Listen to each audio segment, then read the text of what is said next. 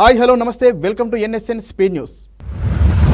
BRS అధినేత మాజీ CM KCR budget సమావేశాల్లో భాగంగా ఇవాళ అసెంబ్లీకి రానున్నారు. గాయం కారణంగా గత సమావేశాలకు గైర్హాజరయ్యారు. కాగా ప్రతిపక్ష నేతగా కేసీఆర్ సభకు వచ్చి సలహాలు ఇస్తే స్వీకరిస్తామని కాంగ్రెస్ ప్రభుత్వం సైతం పలుమార్లు చెప్పింది. అటు తమ బాస్ సభలో ప్రభుత్వాన్ని ప్రశ్నిస్తుంటే చూడాలని బీఆర్ఎస్ అభిమానులు వేచి చూస్తున్నారు. మొత్తానికి ఈరోజు తెలంగాణ బడ్జెట్ సమావేశాలు ఆసక్తికరంగా సాగనున్నాయి. గాజాతో యుద్ధంలో పూర్తి విజయాన్ని సాధించే వరకు పోరాటం కొనసాగిస్తామని ఇజ్రాయెల్ పీఎం నేతన్యాహు తెలిపారు. హమాస్తో పాటు ఇరాన్ మద్దతున్న గ్రూపులతో పోరాడేందుకు తమకు యుఎస్ సపోర్ట్ కావాలన్నారు. యుఎస్ ఇజ్రాయెల్ కలిసి పనిచేస్తే వారిని ఓడించవచ్చని అన్నారు. మా యుద్ధం మీ యుద్ధమే, మా శత్రువులు మీకు శత్రువులే, మా విజయం మీకు విజయమే అని యుఎస్ కాంగ్రెస్లో వ్యాఖ్యానించారు. ప్రభుత్వ ఉద్యోగులకు త్వరలోనే పెండింగ్ డిఏలను విడుదల చేస్తామని డిప్యూటీ సీఎం బట్టి విక్రమార్క వెల్లడించారు. జీపీఎఫ్ ఇతర బిల్లులు కలిపి దాదాపు 40,000 కోట్లు పెండింగ్లో ఉన్నాయన్నారు. గత ప్రభుత్వంలో 10-15 తేదీల వరకు ఉద్యోగాలకు జీతాలు వచ్చేవి కాదని ఇప్పుడు తాము 1వ తారీఖునే వేతనాలు చెల్లిస్తున్నామని తెలిపారు. బడ్జెట్లో బీహార్, ఏపీ తప్ప మిగిలిన రాష్ట్రాలపై కేంద్ర వివక్ష చూపించిందని ఇండియా కూటమి నేతలు ఫైర్ అవుతున్నారు. ఇదే ప్రచారాస్తాలుగా పలు రాష్ట్రాల ఎన్నికలకు వెళ్లే అవకాశం ఉంది. త్వరలో ఎలక్షన్స్ జరిగే మహారాష్ట్ర, హర్యానా, జార్ఖండ్తో పాటు బీజేపీ విస్తరించాలని భావిస్తున్న తమిళనాడు, కేరళ, తెలంగాణలో ఇది ప్రధాన ప్రచారంగా మారే అవకాశం ఉంది. దీనిపై ఎల్ఎస్లో చర్చించేందుకు రాహుల్ 20 మంది ఎంపీలకు బాధ్యతలు అప్పగించారు. బీజేపీ శాసనసభ పక్ష నేతగా ఎమ్మెల్యే విష్ణుకుమార్ రాజు, పార్టీ విప్గా ఎమ్మెల్యే ఆదినారాయణ రెడ్డి ఎంపికైనట్లు స్పీకర్ అయ్యన్న పాత్రుడు వెల్లడించారు. వీరిద్దరి ఎంపికపై బీజేపీ రాష్ట్ర అధ్యక్షురాలు పురంధరేశ్వరి లేఖ పంపినట్లు తెలిపారు. అసెంబ్లీలో ప్యానెల్ స్పీకర్లుగా మండలి బుద్ధప్రసాద్, వరదరాజుల రెడ్డి, జ్యోతిలా నెహ్రూ, కోల లలిత కుమారి, దాసరి సుధా, పి విష్ణుకుమార్ రాజులను ఎంపిక చేసినట్లు ప్రకటించారు. రాష్ట్రంలో జోరు వర్షాలతో వానాకాలం సాగుకు సంబంధించి యూరియా, డిపిఏలకు డిమాండ్ పెరిగింది. గతంలో ప్రభుత్వం నిర్దేశించిన ధరలకు దుకాణదారులు ఎరువులు విక్రయించేవారు. ఇప్పుడు రవాణా ఛార్జీల పేరుతో అదనంగా వసూలు చేస్తున్నారు. బస్తా యూరియా 273 కాగా 300 తీసుకుంటున్నారు. డీఏపీ 1150 ఉండగా 1200 తీసుకుంటున్నారు. డిమాండ్ ఇంకా పెరిగితే సమస్యలు తలెత్తే అవకాశం ఉందని వ్యవసాయ వర్గాలు భావిస్తున్నాయి. వైసీపీ ఎమ్మెల్యేలు బీజేపీలోకి వచ్చేందుకు సిద్ధంగా ఉన్నారని ఓ రాయలసీమ నేత తనతో చెప్పారని జమ్మలమడుగు బీజేపీ ఎమ్మెల్యే ఆదినారాయణ రెడ్డి అన్నారు. జగన్ తప్ప మిగిలిన ఎమ్మెల్యేలందరినీ తీసుకొస్తా, మీరు బీజేపీలో చేర్చుకోండి అని వేడుకున్నాడని తెలిపారు. నేను కుదరదని చెప్పా, వాళ్ళని చేర్చుకుంటే వాళ్ళు తప్పు చేసిన తప్పులకు మేము బాధ్యులమవుతామని, అందుకే వద్దని చెప్పామని మీడియాతో చిట్చాట్లో తెలిపారు. హను రాఘోపుడి దర్శకత్వంలో ప్రభాస్ నటించనున్న సినిమాపై ఆగస్టు 2న అధికారిక ప్రకటన రానున్నట్టు సమాచారం. అదే రోజు నుంచి షూటింగ్ను ప్రారంభిస్తారని సినీ వర్గాలు తెలిపాయి. దీనికోసం ఒక ప్రత్యేక సెట్ వేశారని పేర్కొన్నాయి. స్పిరిట్ మూవీ ఆలస్యం కానున్న నేపథ్యంలో దానికంటే ముందే రాజాసాబ్, హనుతో చేసిన సినిమా షూటింగ్ను పూర్తి చేయాలని రెబల్ స్టార్ భావిస్తున్నారట. ఏపీలో రాబోయే 3 రోజులు వర్షాలు కురుస్తాయని అమరావతి వాతావరణ కేంద్రం వెల్లడించింది. ఇవాళ రేపు ఉత్తర కోస్తాలో భారీ వర్షాలు, మిగిలిన ప్రాంతాల్లో మోస్తారు వర్షాలు పడతాయని తెలిపింది. అటు తెలంగాణలో పలు జిల్లాల్లో ఇవాళ భారీ వర్షాలు కురుస్తాయని వాతావరణ శాఖ అంచనా వేసింది. పలు జిల్లాలకు ఎల్లో అలర్ట్ జారీ చేసింది వాతావరణ శాఖ. ఓటాన్ అకౌంట్ బడ్జెట్పై ఆర్డినెన్స్ తీసుకురావాలని రాష్ట్ర ప్రభుత్వం నిర్ణయించింది. ఈ నెల 26న అసెంబ్లీ సమావేశాలు ముగిసిన అనంతరం 29న ఓటాన్ అకౌంట్ బడ్జెట్పై ఆర్డినెన్స్ విడుదల చేసే అవకాశం ఉంది. ఎలక్షన్స్ కు ముందు గత ప్రభుత్వం 4 నెలలకు ఓటాన్ బడ్జెట్ను ప్రవేశపెట్టగా అది జూలైతో ముగియనుంది. దీంతో మరో 3 నెలలకు కొత్త ప్రభుత్వం ఆర్డినెన్స్ తీసుకురానుంది. రాష్ట్ర ప్రభుత్వం ఇవాళ బడ్జెట్ ప్రవేశపెట్టనుంది. సీఎం రేవంత్ రెడ్డి అధ్యక్షతన జరిగే కేబినెట్ సమావేశంలో బడ్జెట్ ఆమోదం పొందుతోంది. అనంతరం డిప్యూటీ సీఎం ఆర్థిక మంత్రి బట్టి విక్రమార్క బడ్జెట్ను అసెంబ్లీలోకి ప్రవేశపెడతారు. అధికారంలోకి వచ్చాక కాంగ్రెస్ పూర్తి స్థాయి బడ్జెట్ ప్రవేశపెట్టడం ఇదే తొలిసారి. బడ్జెట్ వ్యయం 2,80,000 కోట్ల నుంచి 2,90,000 కోట్ల మధ్య ఉండొచ్చని అంచనా. తెలంగాణ ప్రభుత్వం ఇవాళ ప్రవేశపెట్టనున్న బడ్జెట్లో అత్యధిక భాగం వ్యవసాయ శాఖకి కేటాయించినట్లు తెలుస్తోంది. రుణమాఫీకి 30,000 కోట్లు, రైతు భరోసాకు 15,000 కోట్లతో కలిపి ఆ మొత్తం దాదాపు 50,000 కోట్లు ఉండొచ్చు. సంక్షేమ శాఖలకు 40,000 కోట్లు, సాగునీటి పారుదలకు 29,000 కోట్లు ఇవ్వనున్నట్టు సమాచారం. ఇక విద్యుత్ శాఖ, వైద్య శాఖలకు చెరో 15,000 కోట్లు, గృహ నిర్మాణ శాఖకు 8,000 కోట్లు కేటాయించే అవకాశం ఉంది. రాష్ట్ర బడ్జెట్ నుంచి సాగునీటి రంగంలో ఎక్కువ భాగం ప్రాజెక్టుల కోసం తీసుకున్న రుణాల చెల్లింపులకి కేటాయించనున్నట్టు తెలుస్తోంది.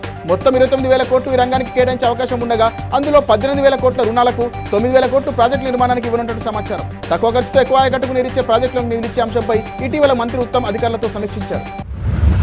డెమోక్రాట్ల అధ్యక్ష అభ్యర్థిగా నామినేట్ అయిన ఉపాధ్యక్షురాలు కమలా హారిస్ తన తొలి ప్రచార సభలో ట్రంప్పై తీవ్ర విమర్శలు చేశారు.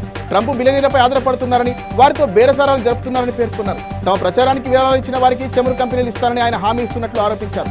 తాము ప్రజాశక్తితో పనిచేస్తున్నామని, ప్రజా ప్రయోజనాలకే తొలి ప్రాధాన్యం ఇస్తామని తెలిపారు. సర్వీసులో ఉంటూ చనిపోయిన ఉద్యోగుల కుటుంబాలకు 3 కేటగిరీల్లో పరిహారం చెల్లించాలని ఏపీఆర్టీసీ యాజమాన్యం నిర్ణయించింది. క్లాస్ 4 ఉద్యోగులైతే 5 లక్షలు, నాన్ గెస్టెడ్ ఉద్యోగులైతే 8 లక్షలు, గెస్టెడ్ ఉద్యోగులైతే 10 లక్షలు ఇవ్వనుంది. ఉద్యోగ కుటుంబ సభ్యులకు కార్మిక నియామకం కింద ఉద్యోగం పొందే అర్హత లేకపోవడం, ఆ ఫ్యామిలీలో మరెవరూ సంపాదించేవారు లేకపోతే ఈ పరిహారం అందించినట్లు ఆదేశాల్లో పేర్కొంది. టీడీఆర్ బాండ్ల జారీ ద్వారా తణుకు, విశాఖ, తిరుపతి, గుంటూరులో భారీగా స్కామ్ జరిగిందని ఏపీ మంత్రి నారాయణ ఆరోపించారు. తణుకులో ఇచ్చిన 29 బాండ్లలో అన్ని అవకతవకలే జరిగాయని, గజాల కింద లెక్కించకుండా ఎకరాల్లో లెక్కించారన్నారు. 1:200 నిష్పత్తిలో ఇవ్వాల్సింది 1:400 నిష్పత్తిలో ఇచ్చారని తెలిపారు. విలువలు కూడా పెంచి కుంభకోణానికి పాల్పడ్డారని, ఈ విషయంపై సీఎంతో చర్చించి దీనిపై ముందుకెళ్తామని ఆయన వెల్లడించారు. ఆపద ముక్కులవాడు శ్రీ వెంకటేశ్వరుడి దివ్య సన్నిధి తిరుమలలో భక్తుల రద్దీ సాధారణంగా ఉంది. నిన్న శ్రీవారి దర్శనానికి జనం మోస్తారుగా తరలివచ్చారు. ఈ మేరకు టోకెన్ లేని భక్తుల దర్శనానికి దాదాపు 10 గంటలకు పైగా సమయం పడుతోంది. ఇక 300 ప్రత్యేక దర్శనానికి 3 గంటల సమయం పడుతోంది.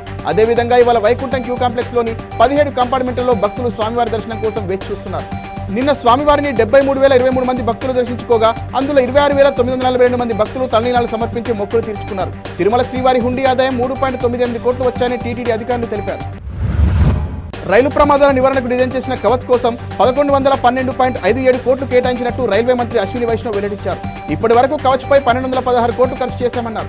6,000 కిలోమీటర్ల మేర కవచ్ను తెచ్చేందుకు DPR రూపొందించిందని పార్లమెంట్లో మంత్రి తెలిపారు. ఏపీ రాష్ట్ర పోలీస్ శాఖలో 20,000 సిబ్బంది కొరత ఉందని హోంమంత్రి అనిత వెల్లడించారు. కోర్టుల్లో కేసుల కారణంగా కానిస్టేబుల్ నియామకం నిలిచిపోయిందని, వివాదం పరిష్కారం కాగానే నియామకాలు చేపడతామని శాసనమండలిలో ప్రశ్నోత్తరాల సందర్భంగా ఆమె చెప్పారు. 2024 నాటికి రాష్ట్రంలో బాలికలు, మహిళల మిస్సింగ్ కేసులు 46,538 నమోదయ్యాయని, ట్రేస్అవుట్ కాని కేసుల పరిష్కారానికి ఒక కమిటీ ఏర్పాటు చేస్తామని తెలిపారు. ఏపీలో విస్తారంగా వర్షాలు కురుస్తున్నాయి. దీంతో ఎగువ నుంచి వస్తున్న వరదతో శ్రీశైలం నీటి మట్టం 849 అడుగులకు చేరింది. నిన్న పోతిరెడ్డిపాడు 8 రెగ్యులేటర్ గేట్లను కృష్ణా జలాలు తాకాయి. మరో 2 రోజుల్లో శ్రీశైలం డ్యాం నీటి మట్టం 854 అడుగులకు చేరే అవకాశం ఉండడంతో 5 టీఎంసీ నీటిని విడుదల చేసేందుకు అనుమతులు ఇవ్వాలని ఉన్నతాధికారులకు ప్రతిపాదనలున్నాయి. దీంతో Galeru, Nagari, Telugu Ganga, KC canal, escape ఛానళ్లకు నీరు విడుదల చేసే అవకాశం ఉంది. కొత్త రేషన్ కార్డుల కోసం దరఖాస్తు చేసుకునేందుకు ఆన్లైన్ పోర్టల్లో త్వరలో అవకాశం కల్పిస్తామని తెలంగాణ మంత్రి ఉత్తమ్ వెల్లడించారు. అయితే అంతకుముందు విధి విధానాలు, అర్హుల విషయమై మంత్రిమండలిలో చర్చించాల్సి ఉంటుందన్నారు. రేషన్ కార్డుల కోసం ప్రజావాణిలో ఇప్పటి వరకు 1,944 దరఖాస్తులు మాత్రమే వచ్చాయని, ప్రస్తుతం రాష్ట్రంలో 89 లక్షల కుటుంబాలకు రేషన్ కార్డు ఉన్నాయని మంత్రి తెలిపారు.